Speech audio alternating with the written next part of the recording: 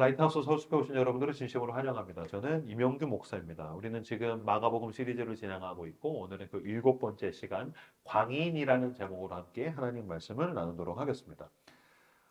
오늘 설교는 요새 아주 장안의 화제가 된 이야기로 출발할까 합니다. 어느 재벌 3세가 있었습니다.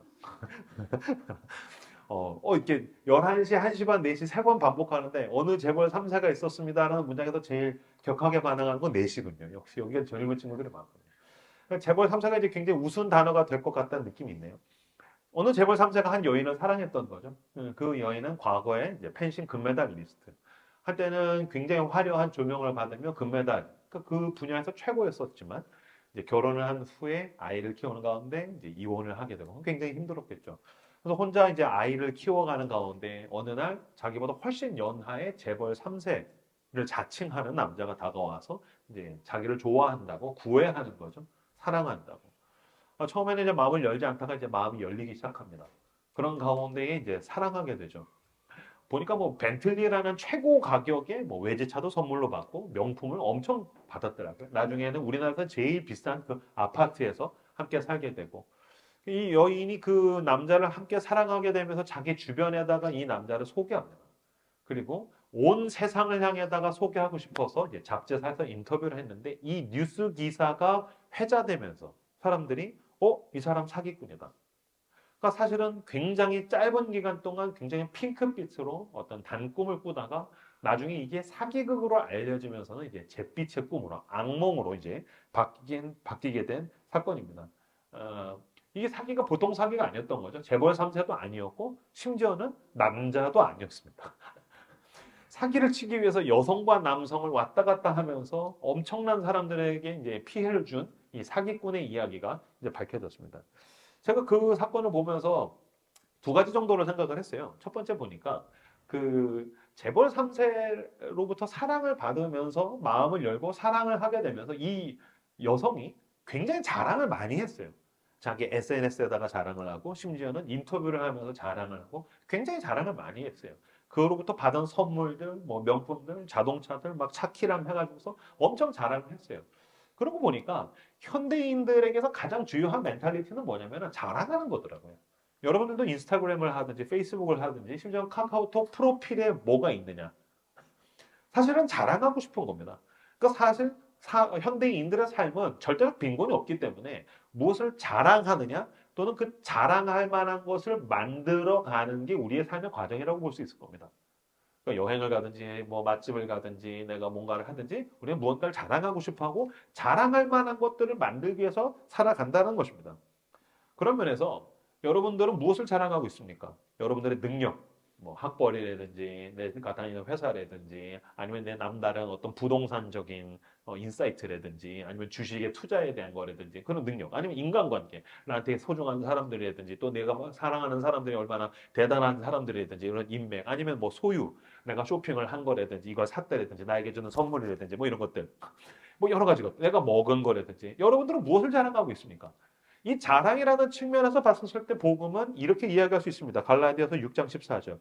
그러나 내게는 우리 주 예수 그리스도의 십자가 외에 결코 자랑할 것이 없으니 그리스도로 말미암아 세상이 나를 대하여 십자가에 못 박히고 내가 또한 세상을 대하여 그러하니라. 바울은 자랑할 만한 것이 굉장히 많았던 사람입니다. 그는 대단한 학벌을 가지고 있었죠. 가말리엘 문화생. 그는 로마 시민권자였었습니다. 그는 굉장한 열정을 가지고 젊은 나이에 성취들을 많이 이루었던 사람입니다. 근데 그게 나에게 구원이 되지 못했던 거예요. 그게 내 영혼의 만족이 되지 못했던 거예요. 그런 면에서 바울은 뭐라고 얘기하냐면 그러나 내게는 결코 자랑할 만한 것이 그리스도의 십자가 외엔 없다. 무슨 뜻입니까? 내가 가장 자랑할 만한 것은 그리스도의 십자가라는 겁니다. 그런 면에서 아까 그 사기극이 우리에게 주는 두 번째 이 메시지, 두 번째 교훈. 재벌 3세가 나를 사랑하는 게 굉장히 자랑하고 싶은 거였던 거예요. 세상에 재벌 3세가 나를 사랑한다고?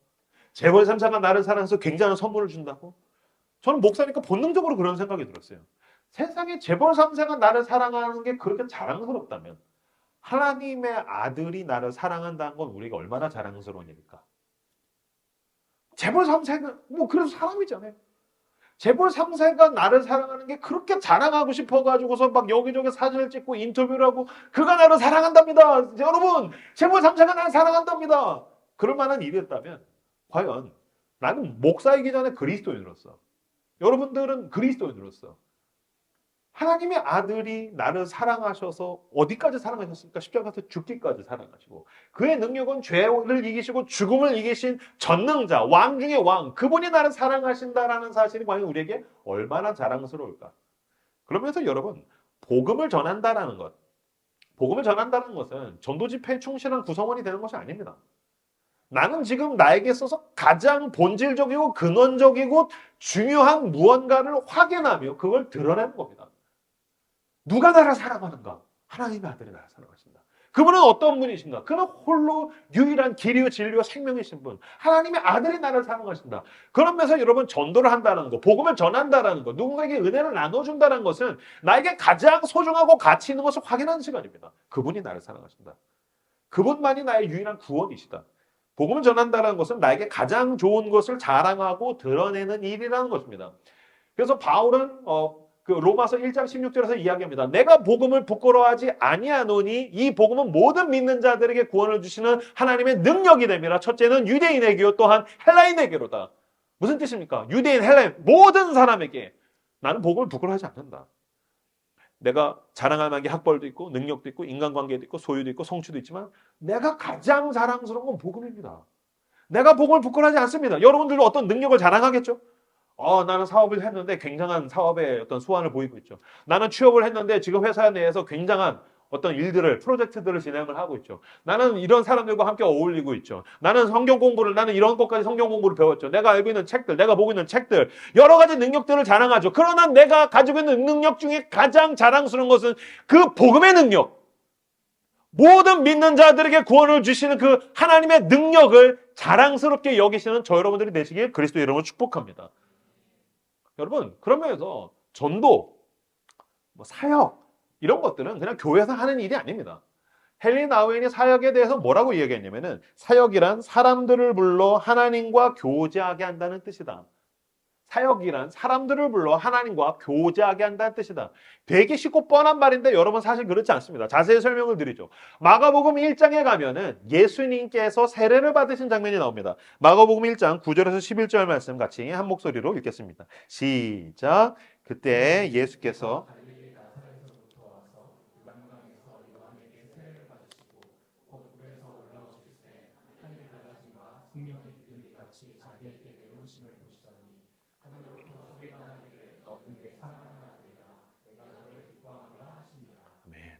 예수님께서 세례를 받으셨습니다. 예수님이 30세쯤 돼서 세례를 받으셨을 때 이때까지 예수님이 나타내신 기적이나 능력 이런 게 아무것도 없습니다. 예수님이 하신 거라고는 그냥 백수로 다닌 겁니다. 그냥 존재만 있는 거예요. 그는 뭐 드러낼 만한 게, 자랑할 만한 게, 남들에게 내세울 만한 게 하나도 없이 그냥 백수로 조용히 있었어요. 그는 한 게 아무것도 없었지만 사실은 온 세상 누구도 하지 못하는 한 가지를 하고 계셨어요. 뭡니까? 하나님과의 교제예요. 그는 하나님의 아들이셨어요. 그는 하나님을 너무너무 사랑했고 하나님 앞에 흠이 없었고 죄가 없었죠. 그는 하나님과 연결되어 있었어요. 반면 세상 모든 사람들은 자기가 추구하는 가운데 성과가 있을 수 있고 능력이 있을 수 있고 유능할 수 있고 자랑할 만한 게 있을 수 있지만 모든 사람은 하나님과 연결되는데 실패했어요. 왜죠? 죄 때문이죠. 죄로 인해서 하나님과 연결되는데 실패했어요. 하나님은 그와 연결된 그 아들이 세례받으실 때 뭐라고 하냐면 너는 내 사랑하는 아들이요 기뻐하는 자라. 하는 게 아무것도 없었지만 하나님과 연결되어 있어서 아버지께서 그 아들을 향해서 넌 내 사랑하는 자요 기뻐하는 자다. 어마어마한 선언을 하시듯이 그렇게 말씀하십니다. 이 사랑 고백을 받으신 다음에 예수님이 이 사랑 고백을 가지고 뭘 하시냐면 사역을 하는데 자 마가복음 1장 14절 15절 말씀 같이 읽겠습니다. 시작. 요한이 잡힌 후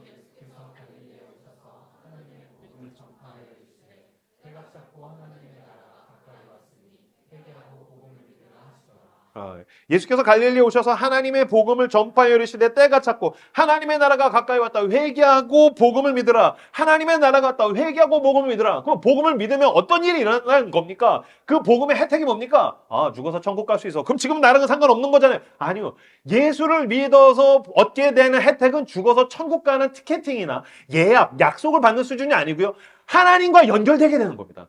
예수님이 이야기하셨던 하나님이 그 아들에게 넌 내 사랑하는 자요 기뻐하는 자다. 지금 예수님은 하나님과 연결되었잖아요.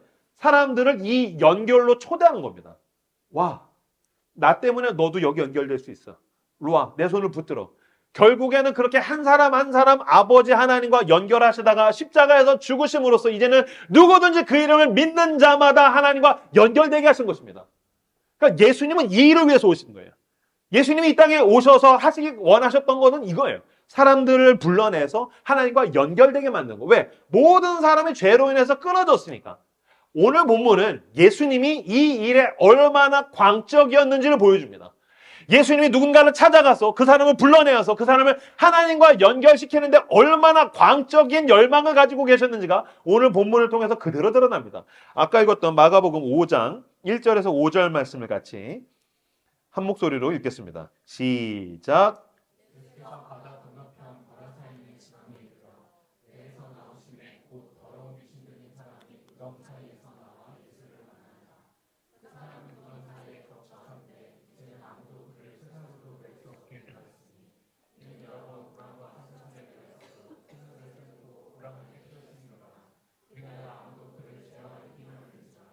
밤낮 무덤 사이에서나 산에서나 늘 소리 지르며 돌로 자기의 몸을 해치고 있었더라.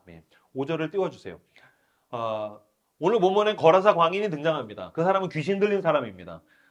세상에 실제로 존재하는 어둠의 영으로서 귀신에게 인격이 지배당했고 나중에 네 이름이 뭐냐? 제 이름은 레기온, 군대입니다. 군대는 6천 명 정도 된 여단입니다. 그러니까 귀신이 한 마리가 들어가 있는 것이 아니라 6천 마리 정도가 들어가 있는 그 거라사 광인을 만나기 위해서 예수님께서 지금 지난주에 배를 타고 풍랑을 맞고 오늘 거라사 지역에 도착한 겁니다.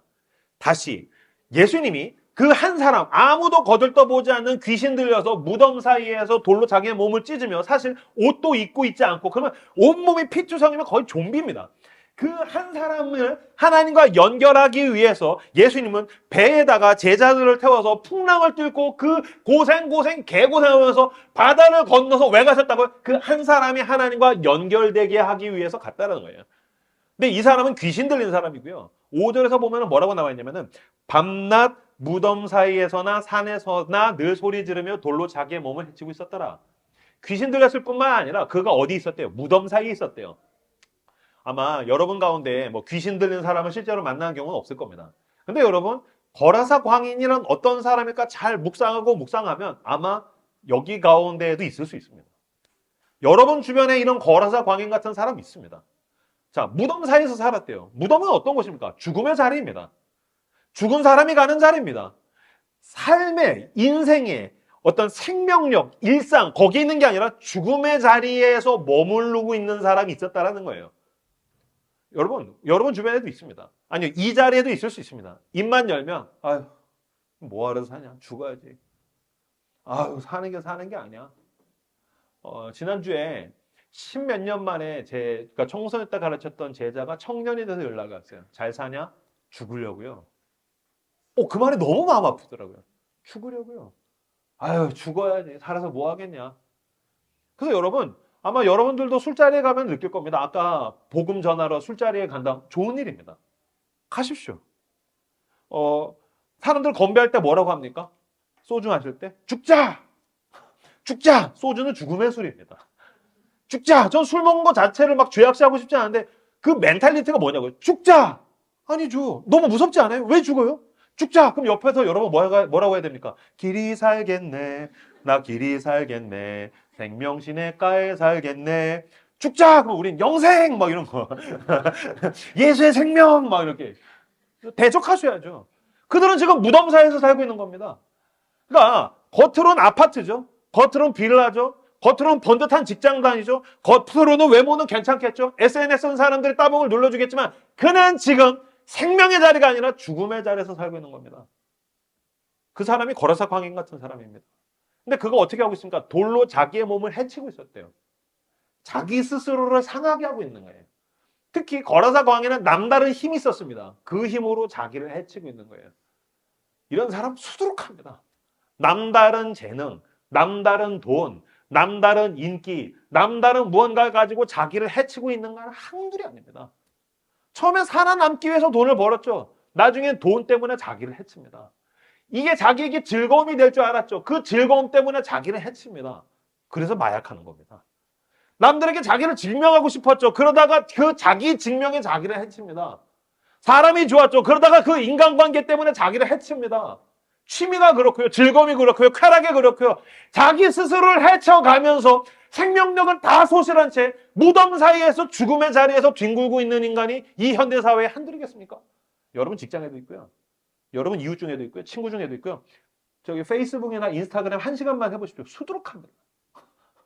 카카오톡 들어가서 프로필 보십시오.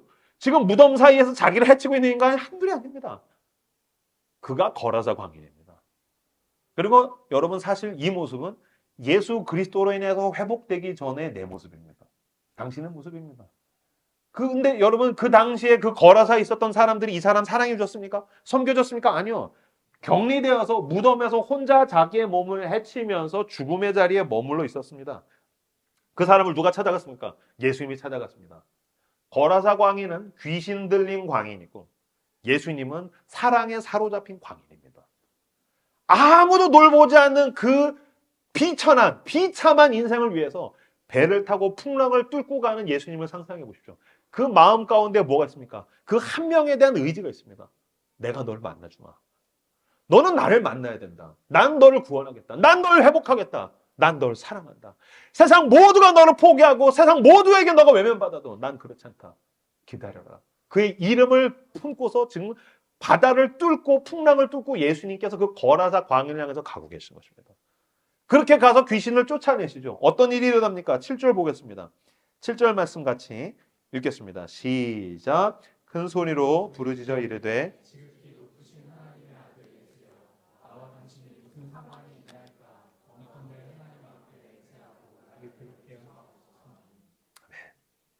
이 거라사 광인이 귀신 들린 채로 예수님 만나서 도와주십시오라고 하지 않습니다.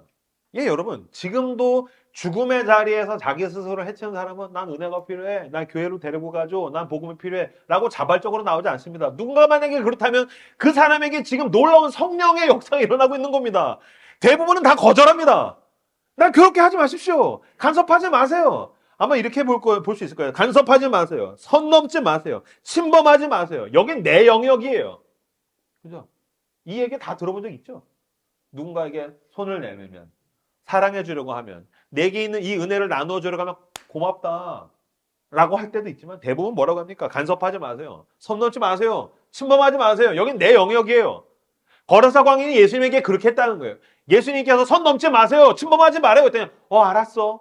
만약에 지금이었다면 예수님이 이렇게 대답을 하셨을 수도 있습니다. 넘겨주십시오. 오케이, 그럼 넥스트 타임에 복음 전할게요. 마이 갓에게 물어봤더니 오케이 했어요. But 거라사 크레이지맨이 싫다고 하면 I'm 실례예요. 그래서 오케이, 넥스트 타임 이렇게 하면서 아니요. 예수님 어떻게 하셨습니까? 이거 넘겨주세요. 이거 설교 방해됩니다. 이제 다 이것만 보게 된다고. 이거 한번 써먹고 싶었어요. 네. 다음으로 넘겨주시면 됩니다. 15절로. 네, 좀 당황하고 있어요. 네, 괜찮아요. 오케이. 침범하지 마세요. 선 넘지 마세요.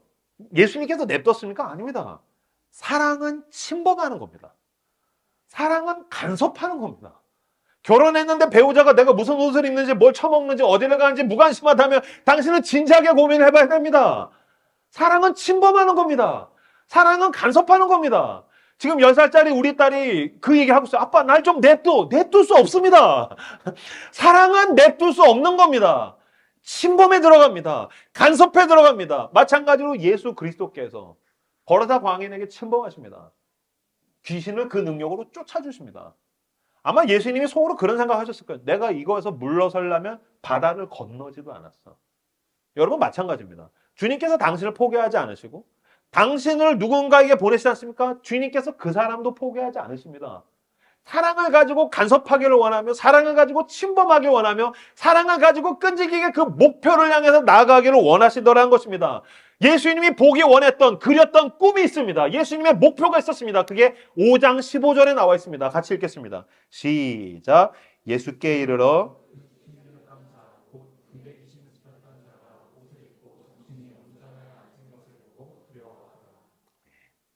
예수님께서 귀신을 내쫓으셨어요. 그 6천 마리의 귀신이 2천 마리의 돼지떼로 들어가서 2천 마리가 다 몰살합니다. 이게 무슨 일인가? 돼지 농장 하던 사람들은 다 망한 겁니다. 깜짝 놀라가지고서 사람들이 모였더니 예수님 옆에 그 귀신 들렸던 자가 옷을 입고 정신이 온전해져서 있는 겁니다. 여러분 생각해 보십시오. 방금 전까지 좀비처럼 씻지도 않고 온몸에 피범벅이 돼가지고서 알 수 없는 말을 하면서 사람들을 해코지 하던 그 귀신 들린 자가 마을에 들어오면 사람들이 모두 두려워했겠죠. 혹시 우리 가족을 해치지 않을까? 어떤 두려움 가운데에서 막 그 사람을 격려하고 싶었겠죠. 그러나 예수께서 그 귀신 들린 자를 내쫓으셔서 온전해져서 앉았습니다. 예수님이 지금 이걸 보려고 오신 겁니다. 저는 이 마음 너무 잘합니다. 왜냐면 나도 예수를 믿고 나서 이 마음이 내게 있기 때문입니다. 예배를 드리지 않습니까? 예배를 드리면 이렇게 사람들 막 처음에 오실 때 보면은 이렇게 어두우신 분들이 있어요. 이렇게 얼굴에 그냥 음부의 권세가 있어요. 내가 봤을 때 여기 지금 거라사 광인이 몇 명 있어. 막 들어와서 막 그냥 찬양도 하는 동 마는 동, 설교도 듣는 동 마는 동, 기도도 하는 동 마는 동. 근데 하나님이 언제 임하셨는지 모르겠는데 찬양인지 설교인지 기도할 때인지 어찌됐든 하나님께서 그 사람에게 임하셔서 예배가 딱 끝나고 나가는데 얼굴이 달라져 있어요. 그냥 웃는 수준이 아니고요. 그냥 얼굴이 달라져 있어요. 진짜 이렇게 빛이 나는 사람이 있어요.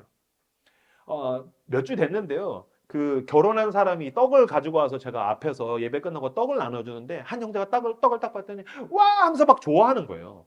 그러니까 떡 맛있겠다 그러는데 그냥 떡을 좋아하는 표정이 아니고 얼굴에서 막 빛이 나는 거예요. 근데 얘가 그런 캐릭터가 아니었거든. 얘는 그냥 이렇게 늘 풀 죽어서 막 짜증나는 표정으로 이렇게 예배 시간에 핸드폰이나 하고 그런 캐릭터였어요. 근데 막 활짝 웃는데 막 얼굴에서 빛이 나는 거예요. 그래서 이게 무슨 일이지? 너무 예뻐서 야 그럼 너 하나 더 먹었더니 와 감사합니다 하면서 가는 거예요. 근데 그 형제가 있는 소그룹의 리더가 테이블 리더가 제 아내입니다. 그래서 예배 마치고 가면서 나 아까 봤는데 걔 떡 줬는데 떡을 너무 좋아해. 근데 떡 때문이 아닌 것 같아. 얼굴이 달라졌어. 얼굴에서 막 빛이 나. 그때 제 아내가 맞다고.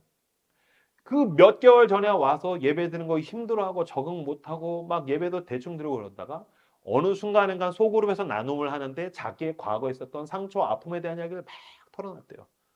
그래서 막 울었고 제 아내를 비롯해서 모든 공동체원들이 같이 울어주고 기도했다는 거예요. 그 다음 날부터 새 사람이 됐다는 거예요. 그래서 둘이서 그 얘기하면서 막 눈시울을 붉혔어요. 제가 그런 장면을 느낄 때마다 제 속에 뭐가 있냐면 하나님, 나 이런 일 평생 하게 해주세요.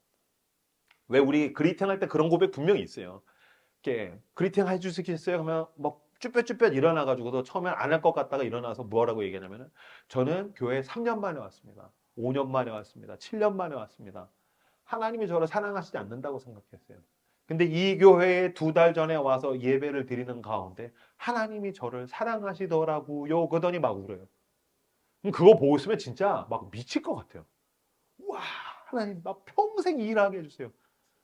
하나님 나 평생 일하게 해서 와, 등신들 이걸 모르니 마약을 하지. 그러면서 마약이 왜 필요해? 사역을 해야지 등신들이. 막 진짜 미칠 것 같아요. 세상에서 내가 알고 있는 일 중에 가장 짜릿하고 가장 즐겁고 가장 나를 미칠 것 같이 만드는 일이에요. 왜냐하면 내가 그걸 알아요. 내가 거라사 광인이었는데 주님의 은혜로 회복되었어요. 아, 저 사람도 저거구나.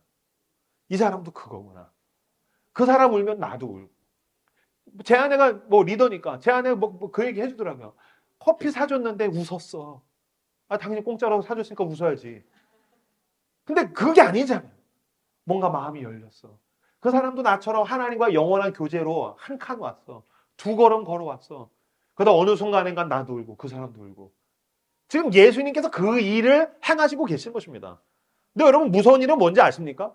이 사람이 온전해졌는데 사람들이 와서 예수님한테 떠나가달라고 이야기합니다. 왜 그렇습니까? 이 귀신이 돼지떼에 와서 몰살했기 때문입니다. 자기 돼지떼 잃은 것만 본 겁니다. 그 집단 농장의 돼지들을 몰살하니까 그게 두려운 겁니다. 지금 한 사람, 천하보다 귀한 한 사람이 회복된 건 보이지 않고요. 내가 금전적으로 손해봤어. 나 힘들어졌어. 그래서 예수님한테 뭐라고 하냐면 떠나가 주시오.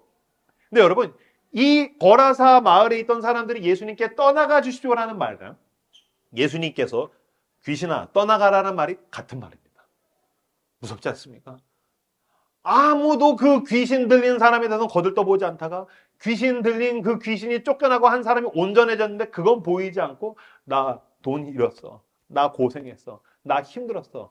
자기 자신만 보이는 사람이 그때도 있었고 지금도 있다는 겁니다. 제가 봤을 때 여러분, 진짜 죽음의 자리에서 자기 스스로를 해하고 있는 사람은 거라사 광인뿐만이 아닙니다. 그 마을에서 돼지치고 있었던 사람들도 마찬가지입니다. 이게 나를 행복하게 해주겠지? 라고 생각하며 자기 스스로를 해하며 예수님은 몰라보고 죽음의 자리에 있는 것은 거라사 광인이나 그 마을에 있는 사람들도 동일하다는 것입니다. 내 돼지 때만 보이는 것이 아니라 주님이 행하시는 주님의 위대한 사랑의 역사가 보이는 저 여러분들 다 되시기를 그리스도 이름으로 축복합니다. 요한복음 4장 31절에서 34절 말씀 같이 한 목소리로 읽겠습니다. 읽겠습니다. 시작.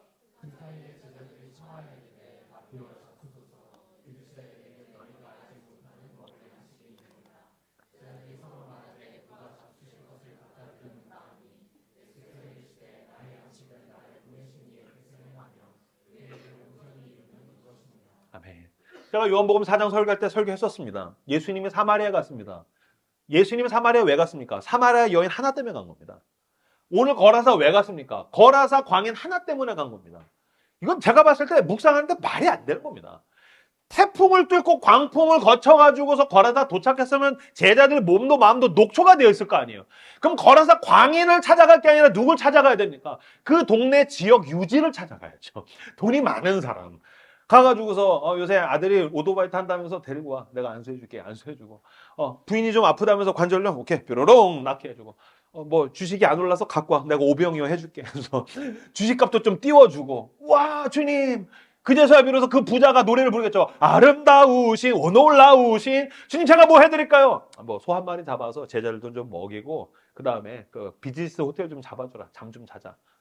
그렇게 했어야 되잖아요. 근데 예수님 누구 찾아갔어요? 거라사 광인 하나 찾아갔어요. 사마리아 왜 가셨어요? 사마리아 여인 하나 찾아가셨어요. 가가지고서 제자들한테 가서 먹을 거 구해와라. 다 내쫓은 다음에 혼자 기다리십니다. 사마리아 여인을. 그 사마리아 여인이 물동이 지고서 오니까 말 걸죠. 말 걸었더니 친절합니까? 까칠합니다. 상처투성이라서 이 여인이 너무너무 까칠합니다. 근데 예수님이 그녀의 까칠함 다 받아주십니다. 그리고 그녀를 완전히 회복시킵니다. 그녀가 내가 그분을 만났다. 그리고 물동에 집어 던지고 마을로 달려갑니다. 그제서야 비로소 제자들이 와서 뭐라고 합니까? 주님 배고프다면서요. 먹을 거 갖고 왔어요. 드시죠? 그랬더니 뭐라고 합니까? 나 배불러. 에? 너희가 모르는 양식이 있어. 분명히 제자들 그랬을 거야. 봐봐 주님은 돌을 떡으로 만들어 먹는다니까. 내가 이럴 줄 알았어. 냅두면 되는데 괜히 그런 거 아니야. 아니죠. 주님은 왜 배부릅니까? 잃어버렸던 한 영혼이 변하니까 회복되니까 죽었던 자가 살아나니까 배부른 겁니다. 이 배부름을 모르는 사람은 복음이 뭔지 모르는 사람입니다. 나는 24살 때까지 거라사 광인 같은 사람이었습니다. 나는 똑똑하니까, 난 의지가 있으니까, 난 잘 살 수 있어. 예수 같은 건 필요 없어. 난 내 두 주먹을 믿지. 난 내 지능을 믿지. 난 내 열정을 믿지. 아니요, 난 내 스스로를 해야 하며 죽음의 자리에서 맴돌고 있었어요. 난 입만 열면 이명규는 허무하다, 고독하다, 재미 하나도 없다. 이거 해서 뭐 하겠냐. 맨날 세상 비웃고 다니고. 그러다가 내가 네 인생의 바닥을 치고서 십자가를 보면서 쌍욕을 하고 있을 때, 하나님을 향해서 저항하고 있을 때, 그때 예수께서 나를 찾아오셨습니다. 죽음의 자리 무덤가에서 뒹굴고 있으면서 나를 해하던 이명규를 찾아와 주셨어요. 회복시키셨어요. 그때부터 내게서 가장 큰 목적은 뭐냐면은 과거의 이명규와 같았던 사람들을 만나는 겁니다. 18절에서 20절 말씀 같이 읽겠습니다. 18절에서 20절 말씀 같이 한 목소리 읽겠습니다. 시작. 예수께서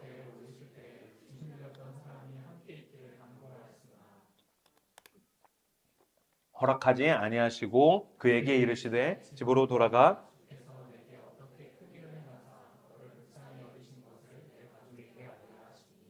그가 가서 예수께서 참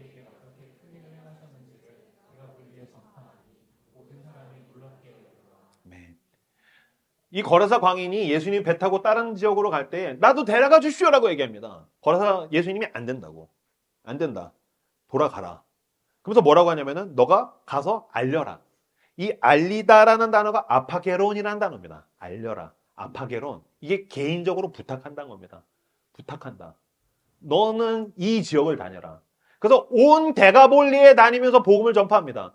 데가볼리는 한 지역이 아니고요. 10개의 지역을 의미합니다.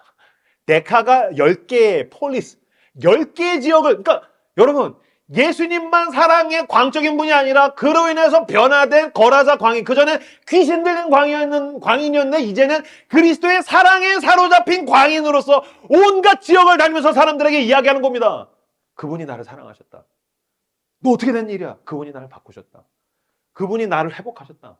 그분의 은혜가 나를 살게 한다. 너가 어떻게 이걸 모를 수 있느냐? 제가 처음에 회심하고 나서 저한테 있는 열등감은 뭐였냐면 전 제자 훈련을 받아본 적이 없어요. 저는 지금 제가 개척해서 제가 끌고 가고 있는 이 교회가 내가 다녀본 교회 중에 제일 큰 교회예요. 나는 뭐 CCC, YM, 뭐 무슨 온누리 제자 훈련 아니요, 나 아무것도 받아본 적이 없어요. 근데 여러분, 내 가슴에 있는 게 있었어요. 복음이 있었어요. 사랑이 있었어요.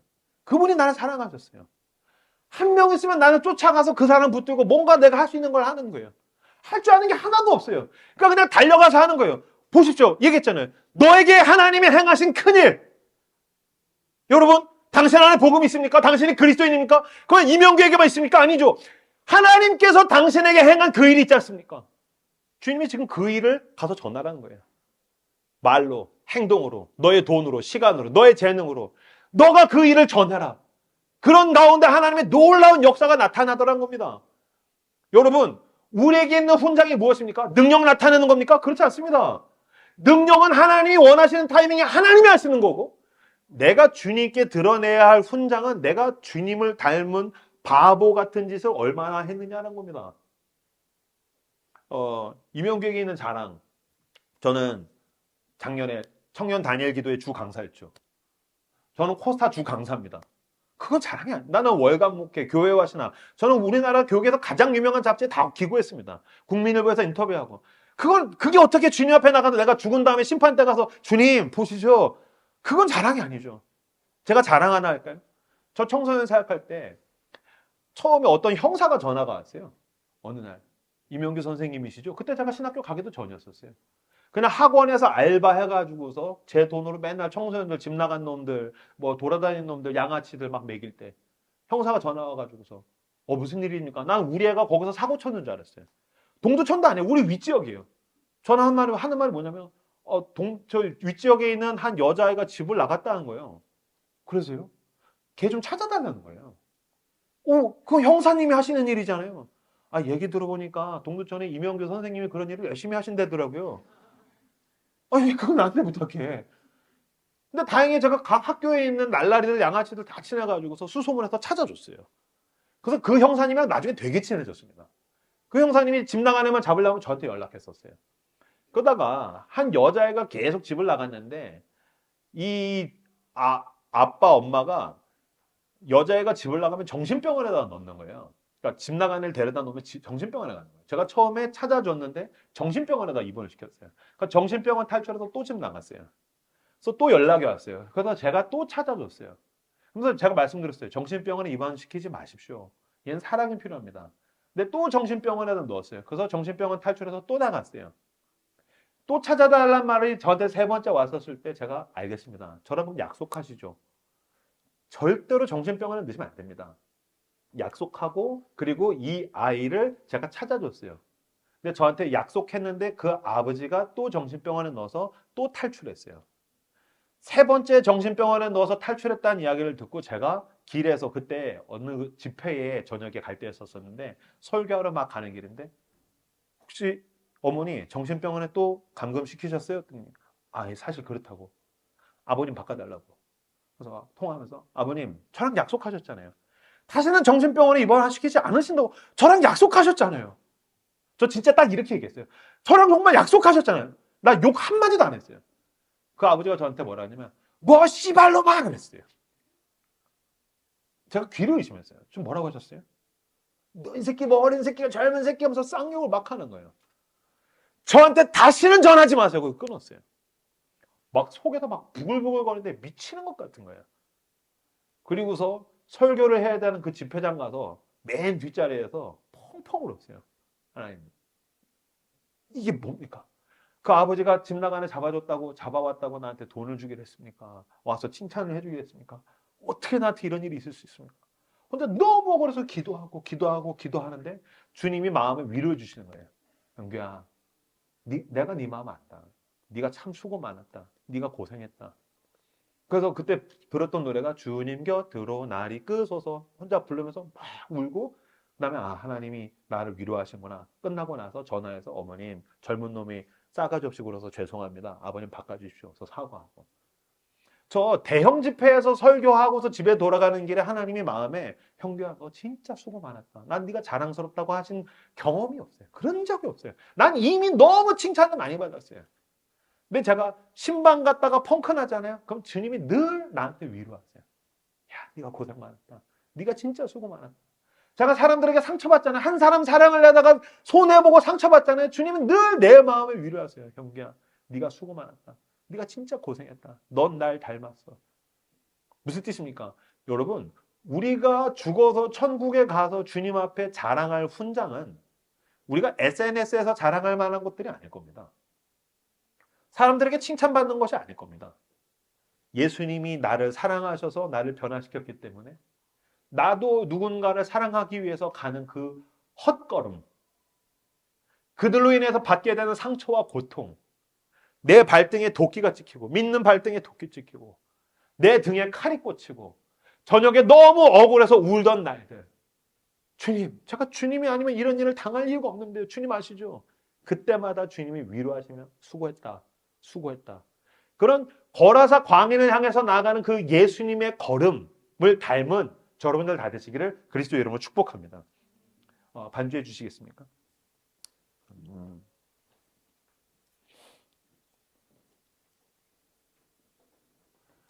나중에 예수님이 승천하신 후에 제자들이 사역을 할 때에 놀라운 성령의 역사가 일어납니다. 베드로가 설교하면 3,000명이 변합니다. 베드로가 안수하면 병이 낫습니다. 안수뿐입니까? 그림자라도 닿을까 해서 수많은 사람들이 몰려듭니다. 대단한 능력이 나타나는 거죠. 얼마나 신났겠어요. 얼마나 자랑스러웠겠어요. 그때 여러분 한번 생각해 보세요. 제자들이 무슨 얘기를 했을까요? 형 대단해. 3,000명이 변했어.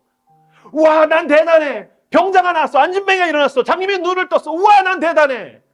아니요. 제자들끼리 그 얘기 했을 거예요. 형님 기억나죠?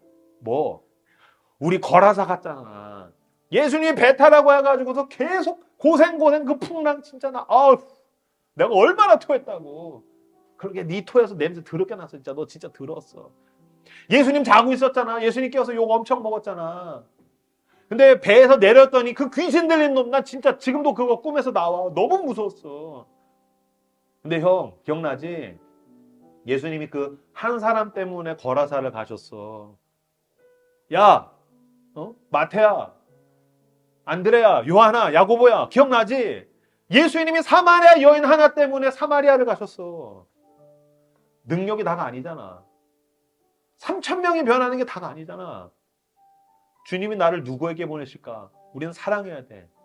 그래서 그 제자들은 그 주님을 닮아서 사랑의 광인이 되기를 원하고 그들은 땅끝까지 걸어가 순교하게 됩니다. 주님께서 그렇게 나를 찾아오셨고 나에게 아파게론 부탁하십니다. 너 주변에 무덤에 있는 자들, 스스로를 해하는 자들을 너에게 부탁한다. 너가 다녀다오. 너가 찾아가다오. 너가 사랑해다오. 너가 그들을 위해서 고생해다오. 예 주님, 제가 그렇게 가겠습니다. 그렇게 주님을 따라가 내 인생의 끝날에 주님을 닮은 바보짓이 나에게 훈장이 되는 저 여러분들 다 되시기를 그리스도 여러분 축복합니다.